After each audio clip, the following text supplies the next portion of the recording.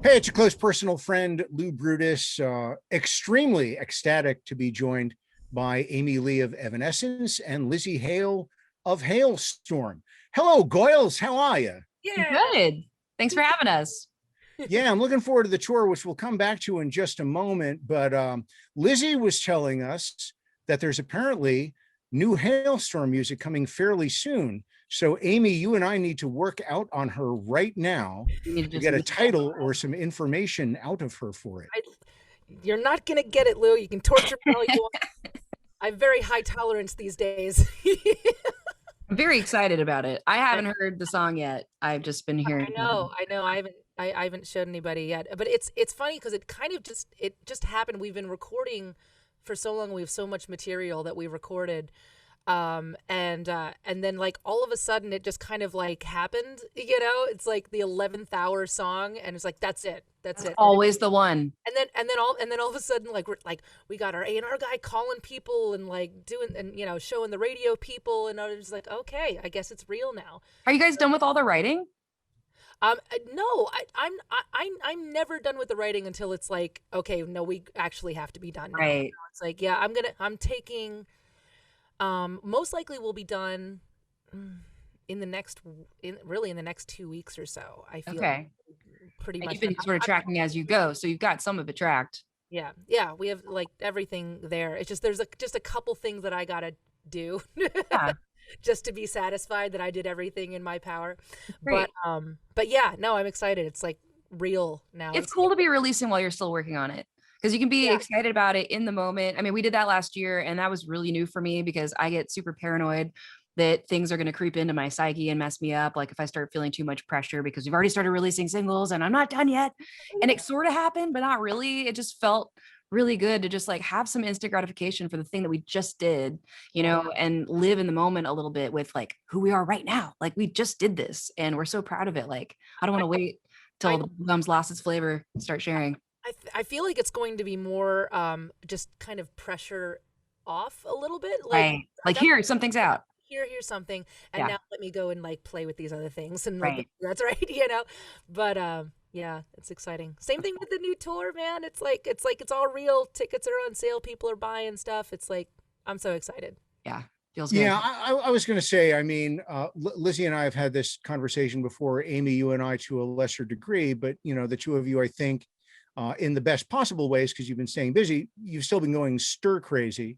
So tell me how this came together behind the scenes. I mean, you two have been thick as thieves for many years now. So It's really that. I don't even really know how the conversation got started. It was just like this obvious, like, how about Halestorm? Why don't we just do this with Halestorm? It's like, yeah, it's exactly what we want to do. Exactly. Yeah. Let's go do an arena tour with Halestorm in the US at the end of the year. And that'll be like the kickoff of coming back to touring. I mean, and now that we're going out with a full new album of new music, like it's all the best things at once. I'm going to have to just pace myself, not get too excited every day, because we get to play all this new music. And it's been so long for us to have all this new music to play that just really represents us now, like I was saying, but also be out there with our friends. I don't know. It's going to be like the past, present, and future all at once.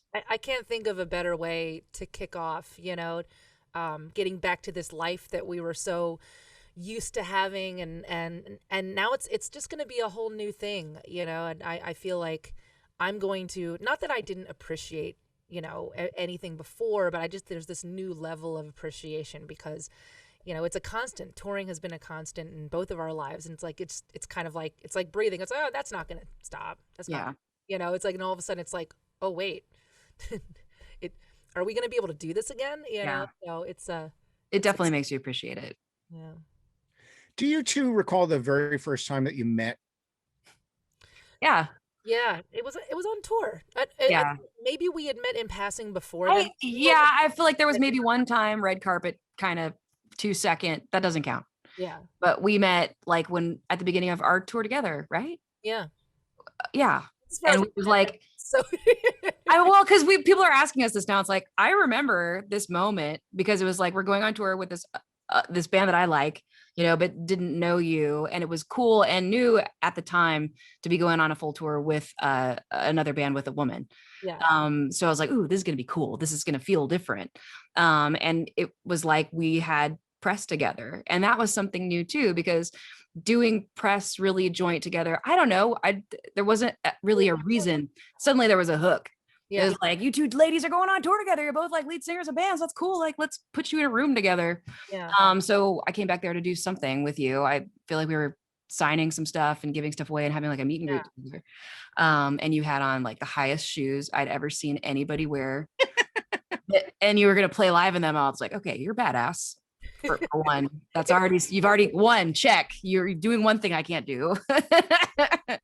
And I loved you right away because you're super down to earth. And we just became like super friends on that tour and have kept up with each other. And I moved all the way to Nashville just to stalk her. I mean, obviously that's the whole reason. Honestly, like the move discussion became serious because of you. Because you showed us some listing. You're like, hey, if you guys wanted to ever move to Nashville, you could have a place like this for less than your, tiny house in New York. And it was like, had a built-in studio. And I was just looking at it and I was like, maybe we are dumb. Maybe we should think about this. Like if I could really have my own space and make noise at night after Jack's asleep. And I do. This room that I'm in right now is detached from the house. And that anyway, we came down to come look at that place that you sent me and it was gone already because real estate goes instantly around here. And then we found our place later on, but it's what kind of made us go look and then just go like, yeah, this is really cool. I'm so glad I was such a bad influence. Sure. You've ruined my life. No, it's great. I'm doing that because we've been trying to, for years we had been trying to kind of stack the deck in our favor. Like let's fill Nashville with some cool people. And we've already discovered so many amazing rocker friends, like some of my dear, dear friends, after we moved here. It's like, yes, come to the dark side. Yeah, totally. And now we're doing that too. It's like the friends that have kids and that try to convince everybody else to have kids. They don't have to be alone. Parental duty outings. That's all just trying to get babysitting done for each other. Yeah. It's just a long-term babysitting plan.